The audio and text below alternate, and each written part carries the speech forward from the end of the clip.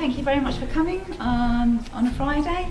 I'm sure you're going to find this talk very interesting. I'd like to introduce our speaker today, who is Dr.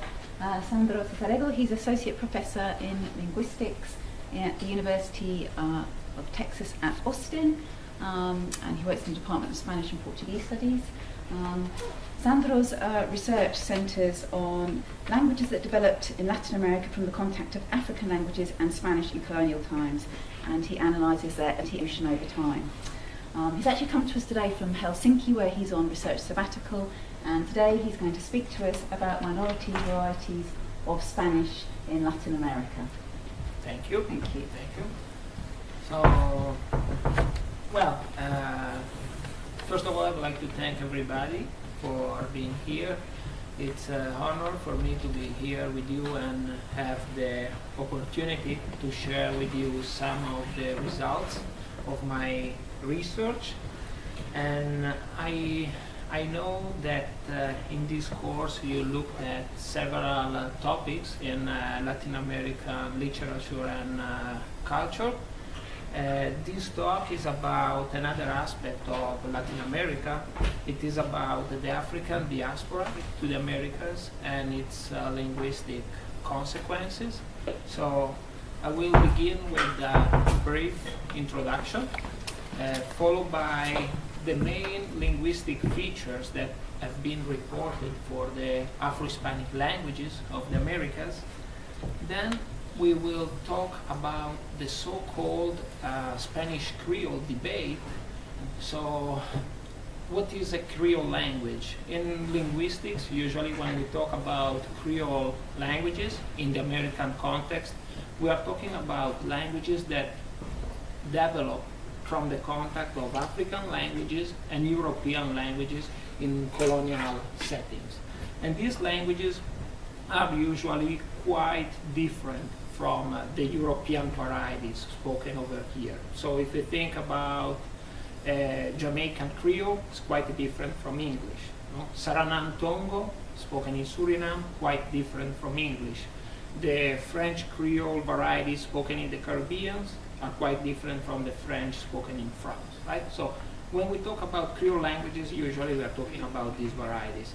So the Spanish Creole debate is primarily concerned with the paucity, with the scarcity of Spanish Creoles in the Americas. So we do not really have many Spanish-based Creoles in the Americas. Rather, we have more like Afro-Hispanic dialects, right? So the main question here is why in certain colonies we get English and French-based Creoles, and why we don't really get Spanish-based Creoles in the Americas. The only two Spanish Creoles that we can find in the American continent are Papiamentu, spoken in the Dutch Antilles, 3 small islands in the Caribbean, and Palenquero, which is spoken in a former Maroon community in Colombia. A Maroon community is a community of slaves who managed to run away, and they created their own village, their own community. So these are two very small areas in Latin America, and these are the only two places where we can find Spanish Creoles. So the talk today is about figuring out why English and French colonies and Dutch colonies we get all these Creoles, and in the Spanish colonies basically we don't. And in order to answer this question, I will provide a linguistic, a socio-historical, and a legal account of the African diaspora to the Americas. And within the legal account, I will propose what I call the legal hypothesis of Creole genesis. And then we will test this hypothesis on a specific scenario, which is Afro-Bolivian Spanish. And then the conclusion, and if we have a few minutes left, we will practice with a few exercises on Afro-Bolivian Spanish culture and grammar.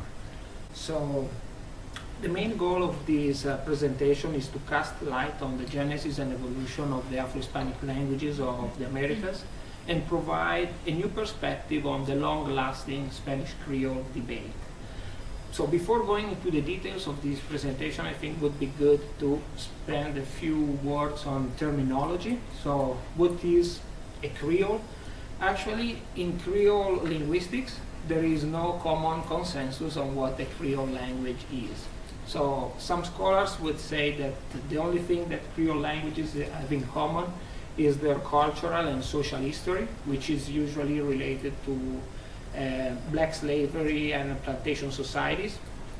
Other scholars instead suggest that what is special about Creoles are their stages of formation. So some scholars would say that Creoles are nativized forms of early pidgins. A pidgin is a basic contact variety that we get whenever several languages are in contact. People do not understand each other, and therefore they have to come up with a basic means of communication, a few words, a basic code that they can use in order to satisfy the basic needs of communication. This is a pidgin. So according to these people, a Creole is what we get when this basic pidgin, this basic contact variety, becomes the main language of a community, and therefore the children will learn it as a native language. And by doing that, they will add some grammatical structure to that. Okay? So this is a view on Creole languages. And then the third proposal is basically suggesting that Creoles are somehow different because they have several grammatical features in common. So they provide this structural perspective on Creole languages. So even though there is no common consensus on what a Creole language is, traditionally there are certain transatlantic contact varieties which have been classified as Creoles. An example would be Cape Verdean Creole, which is a Portuguese-based Creole spoken in Cape Verde in the Atlantic Ocean, Sranan-Tongo, English-based Creole from Suriname, Palenquero, this Spanish Creole from Colombia, Asian French Creole from the Caribbean. So what all these languages have in common from a linguistic point of view, if anything, is that they are quite divergent from their European varieties, in the sense that a Portuguese speaker would have an hard time understanding a speaker of Cape Verdean Creole. And the same could be said between an English speaker and a Sranan-Tongo speaker, or a Palenquero speaker and a Spanish speaker, and so forth.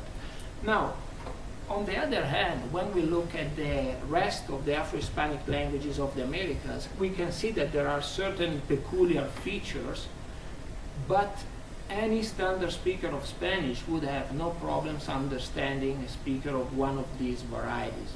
For this reason, usually we tend to say that we are not really dealing with Spanish Creoles, rather we are dealing with Spanish dialects. So if we take a look at these features, we can see, for example, we have overuse of subject pronouns. As we know, in Spanish we can drop subject pronouns. So in these varieties we would say Juan vino y él Juan vino y él comió y luego él se fue. It sounds a bit odd in Spanish. The most natural way of saying it would be Juan vino, comió y luego se fue, without repeating the pronoun all the time, right? So it's not that different from Spanish, but from a pragmatic point of view, it's quite odd. And here you can see other features that are quite common in these varieties, which are not found in standard Spanish. So lack of subject-verb agreement, lack of gender and number agreement, todo la gente rather than toda la gente, all these peculiarities. But at the end of the day, any standard speaker of Spanish would have no problem understanding a speaker of one of these varieties. So all these features that I've reported in this table belong to different extents to all the Afro-Hispanic languages of the Americas that you can find in this map. Bolivia, Peru, Ecuador, and so forth. So since all these languages share these features, some linguists have suggested that maybe at a certain point there was a Creole language, and this Creole somehow decreolized, got closer and closer to Spanish due to contact with the standard variety, so that all these features would basically be the leftover of that previous Creole stage. So today we will try to answer two main questions. The first one is, were the Afro-Hispanic languages of the Americas a Creole which decreolized? And the second one is, why are there so few Spanish Creoles in the Americas? Because as we said, the only two Spanish Creoles are Palenquero, spoken in this small village in Colombia, and Papiamento, spoken in the islands of Curaçao, Bonaire, and Aruba in the Dutch Antilles, in the Caribbean. So during this presentation, I'll try to answer these two questions, and there are actually two hypotheses that have been proposed to answer this, to solve this puzzle. The first one is the decreolization hypothesis. That's what we just saw. Basically, people suggesting, yes, there was a Creole due to contact with Standard Spanish, this variety decreolized, and now these features are just the leftover of the Creole stage, previous Creole stage. And the second hypothesis is the one proposed by John McWhorter, and it's called the Afrogenesis hypothesis. So basically, McWhorter is saying the conditions for creolization in Spanish America were perfect from a socio-historical perspective. However, Spanish Creoles never formed in the Americas because Spain didn't have colonies in Africa, and therefore an Afro-Hispanic pidgin couldn't form in Africa. Since in order to have a Creole, we need a pidgin first, according to this author, and we don't have a pidgin, then we cannot possibly get an Afro-Hispanic Creole on the other side of the ocean, basically. So during this presentation, I will try to test these two hypotheses on linguistic and socio-historical data, and then I'll provide a new proposal which not only is based on linguistic and socio-historical data, but also on legal information. So when we take a look at the features that traditionally have been mentioned as Creole-like features, the feature that we just saw, we can see that all of them are actually very common features in second language varieties of Spanish. So it's quite common for even an advanced speaker of Spanish to have issues with gender and number agreement, subject-verb agreement, and all these features. So finding these features in these contact varieties doesn't necessarily mean that these varieties were Creoles, which decreolized. It just means that these are varieties that developed due to contact. So from a structural perspective, it's clear that the Afro-Hispanic languages of the Americas display several key differences from standard Latin American Spanish. However, even in their most basilectal varieties, these differences shouldn't be taken as indicators of a previous Creole stage. From a socio-historical point of view, we know that there were several factors that conspired against the creolization of Spanish in the Americas. First of all, we know that there are several documents showing that there were high constraints on the introduction of African-born workers in Spanish America. We know that the Spanish crown had the monopoly of the slave trade. That means that slaves were not sold on a free market. As a result, they were expensive, and as a consequence of that, the Spaniards preferred to rely, whenever possible, on the native Indian workforce because buying Africans was very expensive and not sustainable. In several colonies, Africans were used as domestic servants and skilled workers, so they had access to Spanish and they could learn it. They were seen as a symbol of economic wealth, and they were proceeding, from the most part, from already settled colonies and from Spain, not directly from Africa. So most of the Afro-descendants in Spanish America didn't introduce African languages in the Americas. They were second language speakers or sometimes native speakers of Spanish. In some cases, they were among the first conquistadores, so they helped the Spaniards colonize these territories. This is because, as we will see in a second, slavery always existed in Spain since the ancient Roman times. So there were slaves in Spain before Spain discovered or conquered the Americas, and therefore these people were in many cases native speakers of Spanish or second language speakers of Spanish who went to the Americas and introduced these second language varieties of Spanish with the Spaniards. And then an important role played by the Catholic Church, who wanted to Christianize the native and the black populations of the Americas. And by doing that, Christianization was also used as a means to convey not only the Christian faith, but also the language. So people were exposed to the Spanish language. If we pay attention to market transactions across Latin America, we will discover that the vast majority of the slaves sold in the Americas were criollos, so locally born, and not bozales, so they were not born in Africa. And this again is suggesting that these people were probably speaking varieties of Spanish rather than varieties of African languages. So there are several studies that have been done during the past 10 years to test the Afrogenesis hypothesis by McWhorter, and all these studies are showing that in all the communities that he mentioned as perfect places for Creole formation, actually the socio-demographic conditions for a Creole to develop were not in place.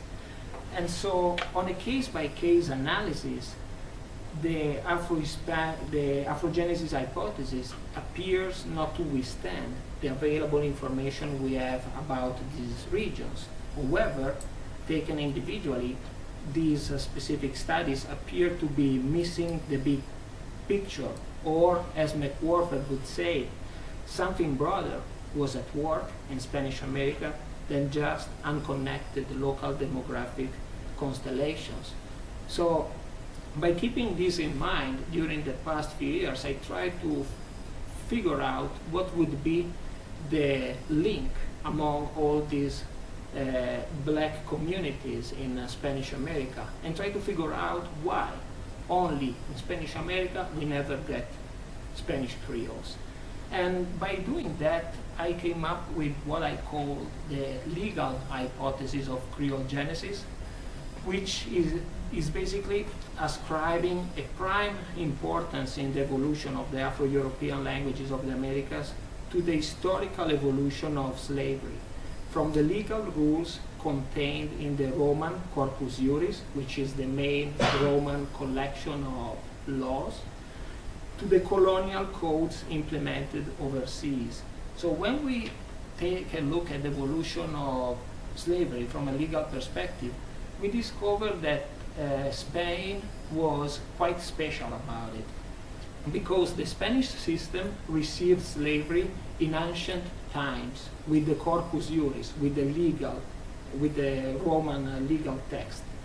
And then during the medieval phase, this institution, the institution of slavery, was gradually modified and then eventually recodified in the Siete Partidas, which is the main Spanish medieval text that we have. Then it was again slightly modified during the colonial phase through the proclamation of the Leyes de Indias, the colonial laws, and then eventually with the Códigos Negros. So during the medieval phase, the Spain slave obtained legal personality. Having legal personality within a certain legal system implies acquiring a series of legal rights and obligations, such as taking part in civil lawsuits, getting married, family preservation, entering into contracts, owing property, obtaining manumission, so the possibility of becoming free, receiving education. All these rights were rights that the Spanish slave had because the Spanish slave had legal personality, something that the Roman slave didn't have. So The presence of legal personality and its corollary of rights is essentially what differentiated a Spanish slave from a Roman one. The English, the French, the Dutch, they didn't receive slavery in Roman times. They borrowed and adapted this practice only in colonial times. The Portuguese received the Corpus Juris, but due to a concomitance of historical factors, the Portuguese slave never obtained legal personality. So the legal hypothesis of Creole genesis basically paying attention to the legal evolution of slavery and pay attention to the fact that the only slave who had legal personality and therefore all these rights was the Spanish slave. So it's paying attention to socio-historical and legal factors that affected the relation between blacks and whites in the Americas and the languages that developed from that contact. So the main criticism that the legal hypothesis of Creole genesis may face could come from people who say, well, okay, in theory, the Spanish slave had a lot of rights, no? Law in books. But how can we make sure that in practice those rights were really respected? So law in action. How can we make sure that the life of a slave, a Spanish slave, in the middle of a plantation in Bolivia was that different from the life of a slave in Jamaica, right? So figuring out how Spanish slave law may actually have had a real effect on society is a difficult task. In previous studies, I have tried to cast light on such an issue by taking into consideration several pieces of colonial evidence, such as remarks provided by a variety of colonial observers, an analysis of legal praxis in Spanish America as emerging from legal trials, and specific case studies on Cuba, Barbados, South Carolina, Choco, Bolivia, Ecuador, Peru. Today, obviously, we don't have the time to go over all this stuff, so I will just pay some attention to the Bolivian case to see if we can test the legal hypothesis on this specific region, which, as you will see, is in the middle of nowhere, really. So if we look at Afro-Bolivian Spanish, which is spoken here, we can see that we know that Africans started being used as slaves around the 18th century in Los Yungas, which are tropical valleys where they did agricultural work. So Los Yungas are located here, and as you can see, Bolivia is here, no? Right in the middle of southern Latin America. Slavery was formally abolished in Bolivia in 1826, reestablished in 1830, abolished again in 1831. However, until 1952, so really a few decades ago, when the land reform took place, Afro-Bolivians have always been used as unpaid peons in haciendas. So they didn't really have much contact with the rest of the Bolivian society.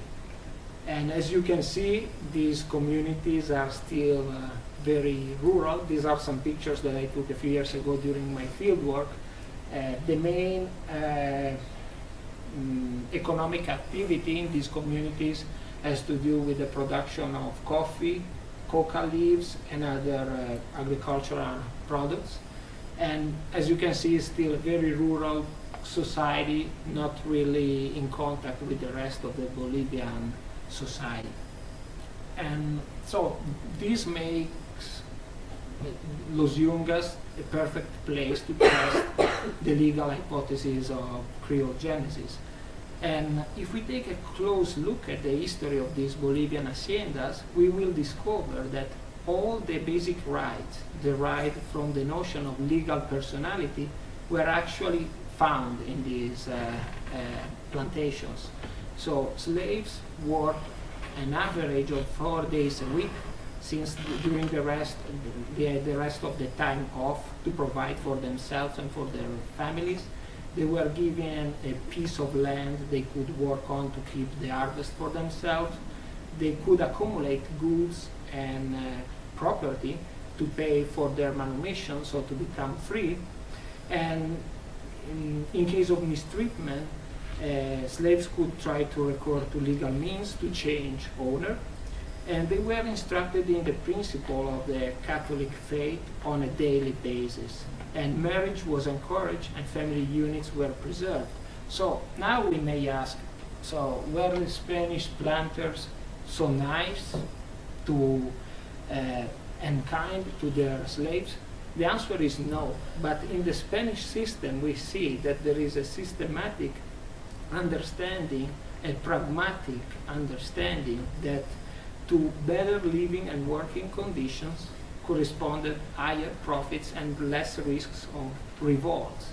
So we will see that giving slaves the basic tools to provide for themselves and for their families implied having a healthy and more productive workforce. Religion was used as a means to teach Christian obedience to the slaves. Marriage and family preservation were used to create stronger ties among the slave, the rest of the gang, and the plantation, because we know that if you have a family and you have children, you think it twice before running away or before starting a revolution. And manumission, so the possibility of becoming free, always existed in the Roman system, and if you want later we can talk more about this. And that was implemented because you know that if you can accumulate property and you have a fraction of whatever you produce every time you work, you have an incentive to work harder if you know that then you can become free.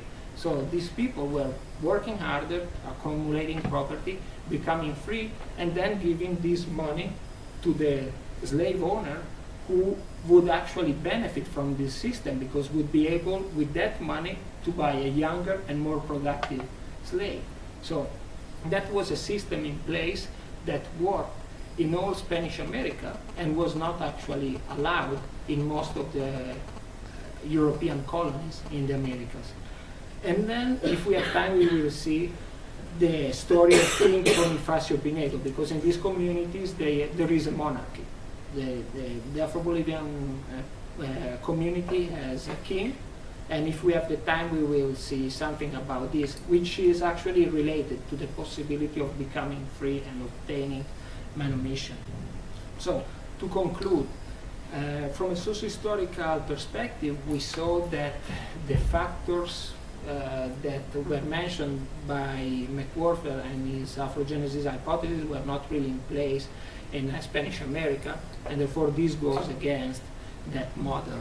From a linguistic point of view, we see that all the features that are usually classified as Creole-like features actually are features that we can find in advanced second language varieties of Spanish. So that doesn't really mean that these languages were Creoles which decreolized, and that goes against the decreolization hypothesis. The legal hypothesis of Creole genesis provides a new perspective for looking at the genesis and evolution of Afro-Bolivian Spanish and the rest of the Afro-Hispanic languages of the Americas. If we analyze colonial Spanish America by taking into consideration the legal, social, and demographic information, we can now better understand why the Afro-Hispanic languages of the Americas look more like Spanish dialects rather than Spanish Creoles. And then, the legal hypothesis of Creole genesis also offers food for thought on why the only two existing Spanish Creoles in the Americas are exactly spoken where Spanish law never applied, in the Dutch Antilles, where Dutch law applied, and in San Basilio de Palenque, which is this small community in the middle of Colombia, which was a maroon community of slaves who managed to escape, and therefore, by definition, the Spanish crown never managed to impose its rule on this specific village. So, thank you. This was the presentation. If you have some questions, I would be happy to talk to you about this. And then if we have some time left, we can also practice with a few exercises on Afro-Bolivian Spanish grammar and culture. So, thank you.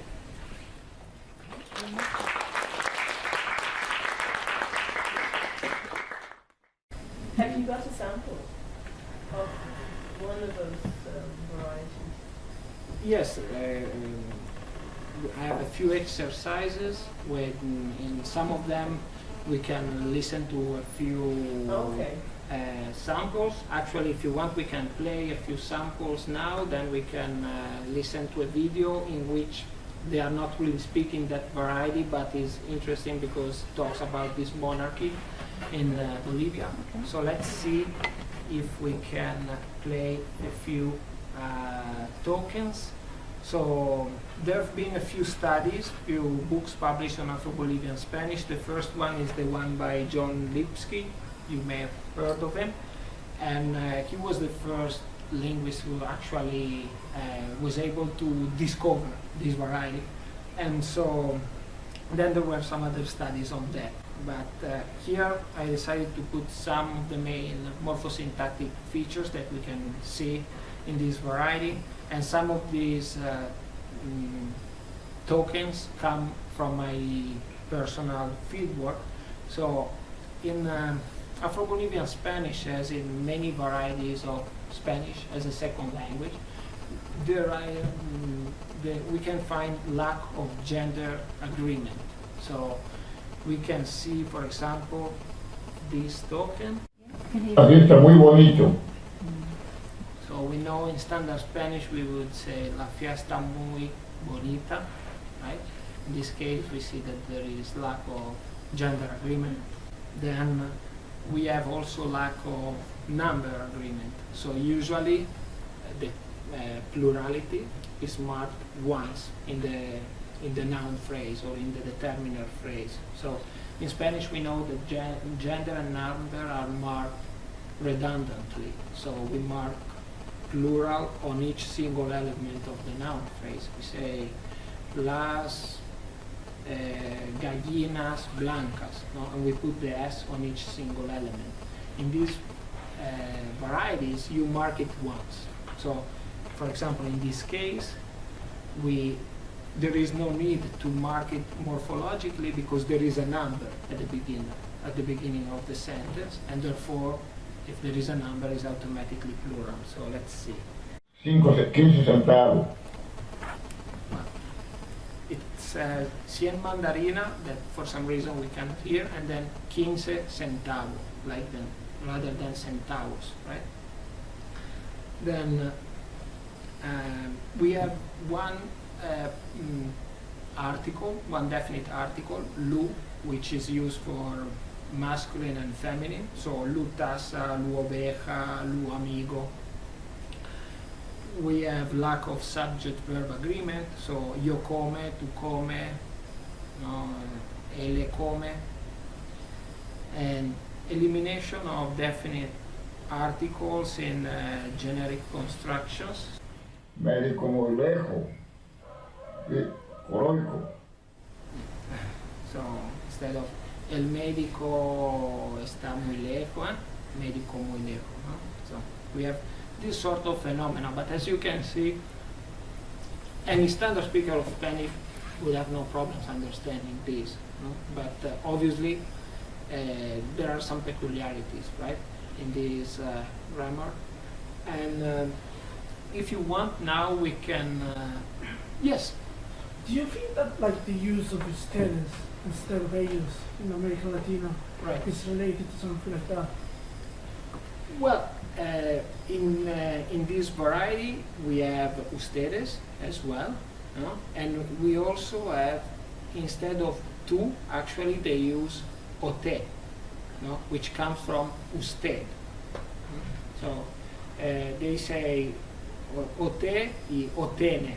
So the second person is ote rather than tú, and the plural version of that is otene rather than ustedes. So also in the pronominal system of this variety, there have been some reconfigurations, no? And we see that like the evolution of the pronominal system in Latin America is quite variable according to the region. So in some cases we find also vos, no? And in others, in other parts is tu. And in other parts actually we have the two of them alternating and competing depending on several pragmatic contexts. So there is a lot of variation, but in this case we see ote and oten. Yeah. Any other question? Yeah. Regarding that lack of gender agreement, would Yeah. the masculine singular, is that just used for everything, or would you get like feminine being used with masculine now? The masculine gender is usually the default gender. So every time we get lack of gender agreement, we tend to get a lack in that direction. So basically they use masculine for everything and you don't see feminine agreement. In some varieties of Afro-Bolivian Spanish, because there are varieties that are more basilectal and varieties that are more in contact with standard Spanish, I would say. In some varieties we see that gender agreement is used only on definite articles. So they would say la casa or el vaso, right? But then on adjectives it is always masculine. So la casa rojo, you see, or el vaso rojo, right? So there is variation also in that due to more recent contact with standard Spanish. But in general, yeah, the predominant configuration is masculine. So probably at a certain point they didn't have agreement. They only had the masculine configuration, and now due to contact we can see that gender is gradually emerging, and first we see it on definite articles and then eventually on other parts of the structure, the determiner phrase. Yeah. Regarding verbs, would they like simplify the language, or would they ever use subjuntivo? Well, the use of subjunctive, the subjuntivo is quite reduced. It's quite reduced in the traditional variety. So you see, there are some similarities, I think, with the evolution of second languages. Now, when we study Spanish as a second language, the first thing we learn probably is the indicative, and then eventually, with a lot of effort and practice, the subjunctive, right? The same with gender agreement. We have to memorize each single noun and remember if it's masculine or feminine, and then eventually all that. So in these varieties, we see that these people who arrived to the Americas, in many cases without speaking Spanish, went through the same processes, right? But due to the special context in which they had to learn Spanish, which was in a plantation society, in the middle of a region where almost nobody speaks Spanish because the surrounding population speak Aymara. So basically these second language acquisition processes were somehow conventionalized at the community level, so that the following generation of speakers acquire that variety as their native language. So these people speak these languages, not like they speak an African language and they speak Spanish as a second language, right? So we see how something that at the beginning was a second language phenomenon was acquired by following generations as their first language, and now is their native language. So that's how they speak Spanish, right? And in this variety, we see that there is a little bit of subjunctive, not as much as you would expect in standard Spanish. Gender agreement is very reduced. Subject-verb agreement is quite reduced, especially with the past tenses. So maybe you get more agreement in the present, but in the past usually you don't. So yeah, it's quite interesting. Yeah.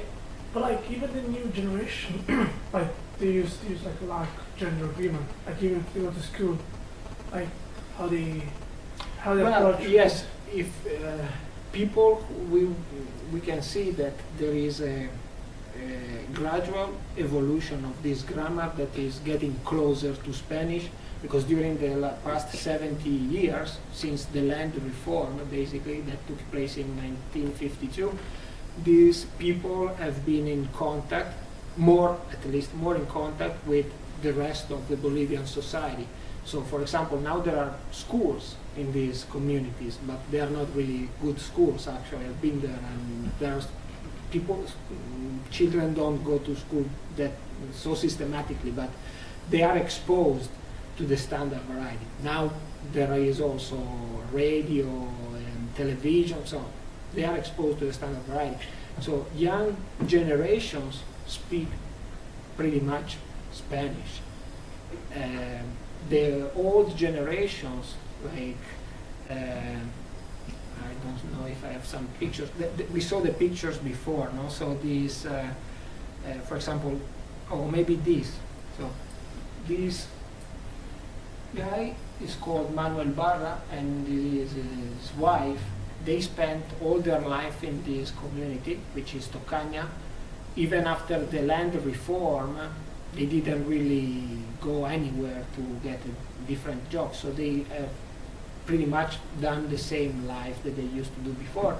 And in these cases, you can see that their grammar is more basilectal, so is more divergent from Spanish. But, for example, this generation of dancers who dance all around Bolivia, the traditional saya music, they are exposed to Spanish, and therefore they speak varieties of Spanish that are closer to the standard. Yes, there is a gradual evolution of that. So maybe in a few generations, this variety could be lost. Because maybe now young people go to school, go to the university, they prefer to live in a more urban context, and maybe in a few generations we could expect this language to disappear. Yeah.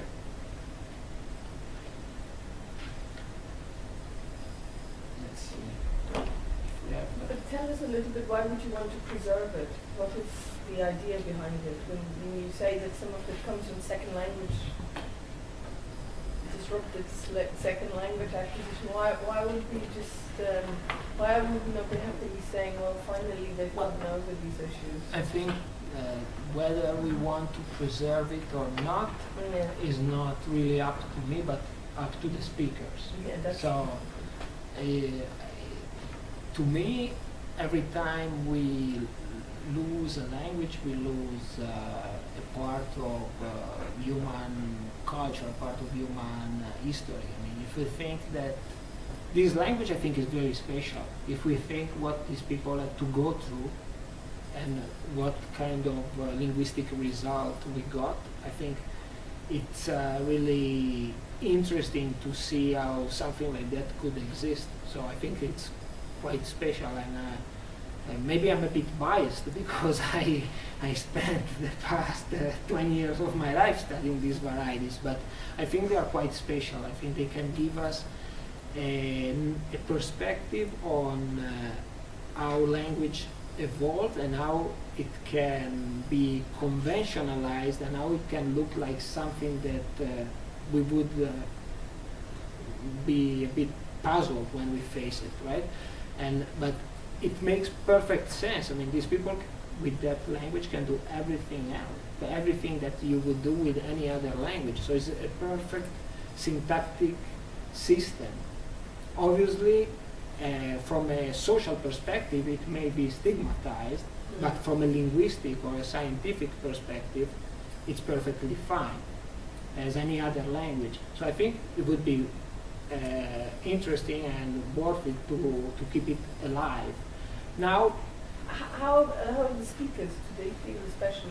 well, I think that at the beginning, when I did my field work there several years ago, almost 10 years ago, people would think that it was a broken Spanish, right? So they didn't really, they didn't have like they think that would be good just to learn Spanish and forget about that. That is the language that people who didn't have an education would use. Now things are changing. I think that since there have been some publications on this language, since they see that there are people coming from other countries, from the US, from Europe, studying this variety, people from that community started thinking that actually maybe it's something important or something cool, no? And so now they pay more attention to it, and something that was seen as broken Spanish is now perceived by some of them as an element of ethnic pride. So, for example, during the past few years, I've worked with some political activists who had access to some of the publications on Afro-Bolivian Spanish, because a few years ago I published a book on in Spanish in Bolivia, and it's called Introduction to Afro-Bolivian Spanish, right? So people from there could have access to it and understood that, well, somebody is coming from Italy and publishing a book about our language. So they decided to get in touch with me, and last year we had a radio program once a week, and we were broadcasting in Afro-Bolivian communities, talking about linguistic rights and about the difference between a dialect and a language, all these debates, and why questions like this, you know, why would matter to keep this alive? Could we use it could we teach it in schools, or maybe we could use it just in a different context? And so I think there are people who are now more into it and see it as an element of linguistic pride. Other people maybe don't care that much. So it is a little bit like variety of English. Like even Irish English is not exactly what the grammar books are norming, right? But still, people are attached to it as this is a nice variety. This is what we speak. This is our identity, right? Right. So it's a bit like that as well, isn't it? Yes, to a certain extent, all languages. In all languages, you will see that there is the norm, or the most prestigious or powerful Yeah. variety, and then other varieties that make perfect sense. They are perfect systems, Yeah. but That's just not socially, what the book has in it. socially, yes, are more stigmatized. Yes. Previously, King Boniface, you mentioned, is it Boniface? King Bonifacio, yes. So in Spanish America, manumation was possible. So slaves could accumulate property and then pay back to the owner the value that the owner paid originally to buy them, and in this way they would become free. So it was a common system that was implemented all over Spanish America. And we will see that this applied to a certain extent to the story of King Bonifacio Pinedo. It's this story is a bit of real and a bit legend, and we will see how people from these communities talk about this story.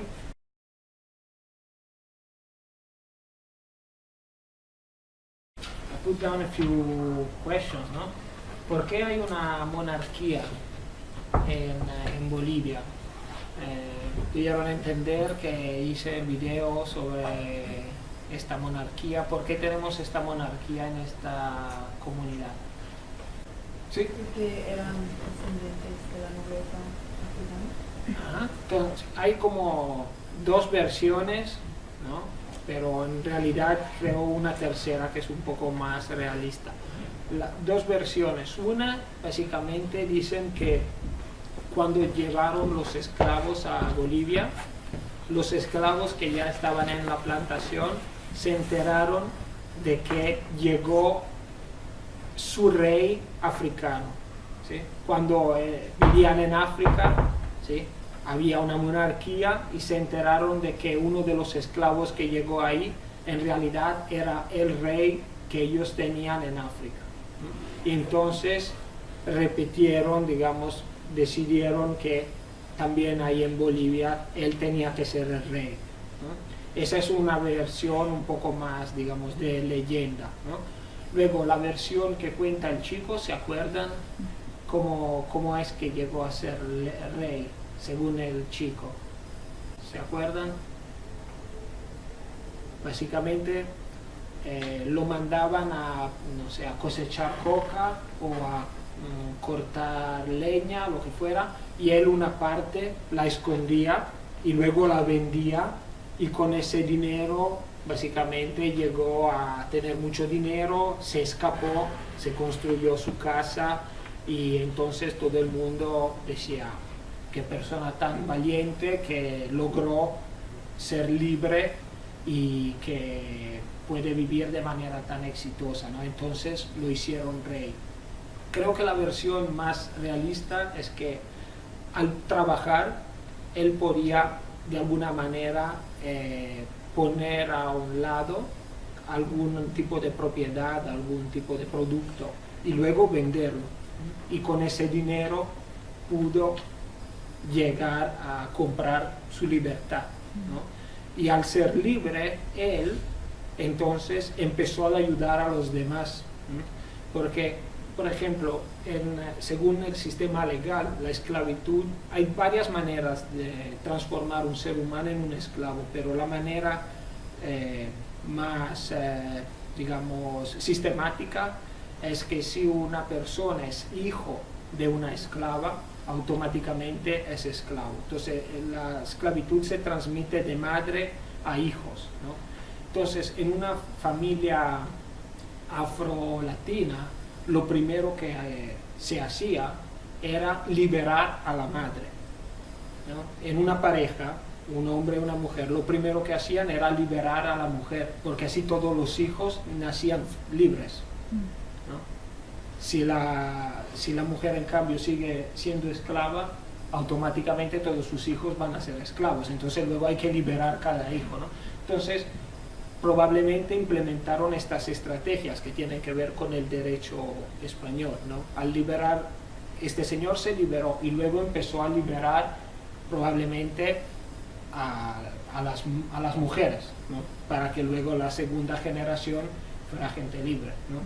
Entonces, bueno, entonces eso quizás era la primera pregunta. ¿Y se acuerdan quién es Bonifacio Pinedo? Hablan de una monarquía, ¿no? Bonifacio Pinedo era el rey, el primer rey, y Julio Pinedo, sí, es el rey que tenemos ahora, ¿no? Es el señor que podemos ver aquí. Esa es una foto del rey actual, y que es un campesino. O sea, yo trabajé bastante con él, vive en una casa normal, y es un campesino, y este señor es el alcalde de La Paz, que una vez al año, creo, hace como esta ceremonia, ¿no? De reconocer esta monarquía. Y la última pregunta, ¿se acuerdan qué quiere decir tío? Es una palabra que usan en la comunidad afro-boliviana. Sí, o sea, en la comunidad afro-boliviana cualquier persona mayor es un tío, ¿sí? Entonces son como todos una familia, ¿no? Entonces, independientemente de si una persona es tu tío o no, cualquier persona mayor es un tío, si es un hombre, o una tía si es una mujer, ¿no? Eso también creo en variedades del inglés, ¿no? Es muy común que se diga brother, ¿no? Independientemente de que una persona sea tu hermano o no. Digamos, la filosofía detrás es la misma, ¿no? Bueno, muy bien. Creo que eso es todo. Muchas gracias. Many thanks. Muchas gracias a ti.